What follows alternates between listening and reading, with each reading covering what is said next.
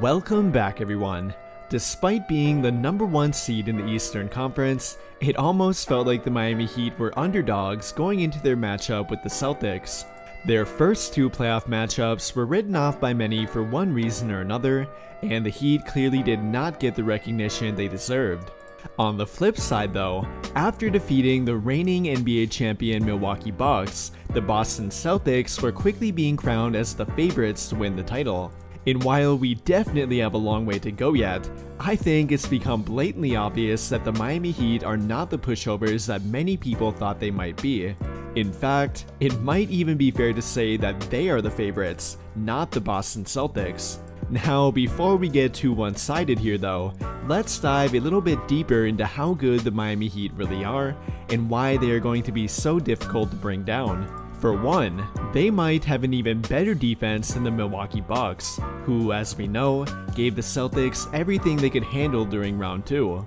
Although, while the Bucks defense was great in its own way, the Miami Heat's defense is much more well-rounded. They have great defenders at every position, and ones who can match up with a variety of different players. Take Bam Adebayo for example. Compared to Brook Lopez, he is a much more effective center to have against a team like Boston. He can switch on defense, not be taken advantage of in the pick and roll, all while being able to protect the rim. And if we are talking about Game 1 alone here, Bam Adebayo proved how badly that kind of big is needed against them. But in reality, the Miami Heat have so much more than only him. And they have what the Milwaukee Bucks did not, with that being an abundance of legitimate wing defenders, all of which can actually match up well with Jason Tatum and Jaylen Brown. Whether you want that to be with Jimmy Butler, PJ Tucker, or even with a guy like Victor Oladipo or Caleb Martin off the bench, they have more than enough defenders to throw at them.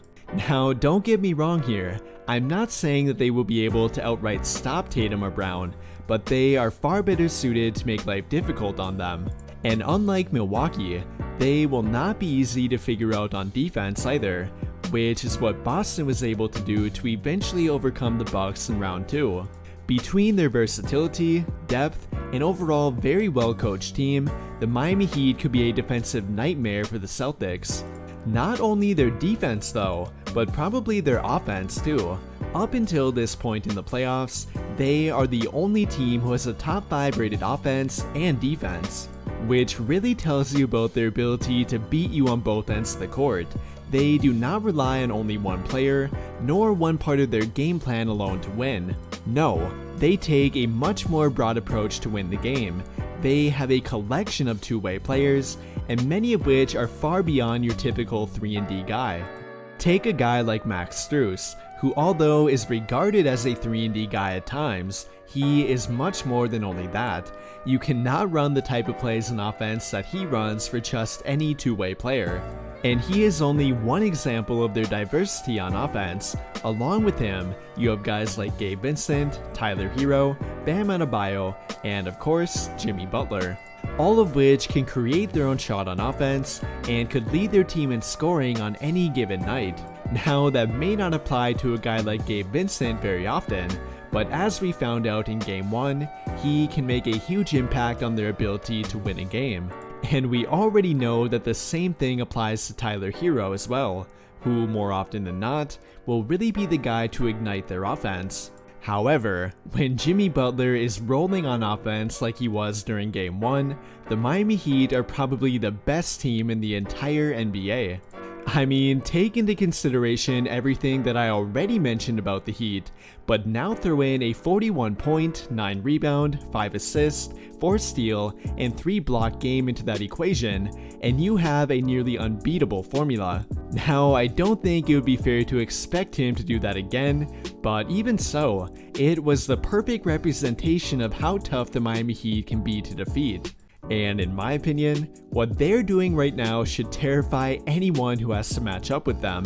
But with all of that being said, that will conclude my thoughts on why the Miami Heat are so tough to beat and why they should not be the underdogs in this series. And what do you guys think? Who do you have winning between the Miami Heat and Boston Celtics? Let me know your thoughts by commenting down below and we can talk about it there. But before you go, I would like to invite you to join the official Discord for the channel. If you like having NBA debates and discussion with others in real time, being updated on NBA news, or even being able to chat with me, then you really should think about joining. That will do it for this video though. Big thank you to those of you who took the time to watch until the end of this video, and until the end of all of my videos in general. I really hope you enjoyed it, and if you did, be sure to drop a like on the video, subscribe to the channel if you have not already, and turn on notifications to get notified right away when I drop a new video. But as always, thank you for watching and have a great day.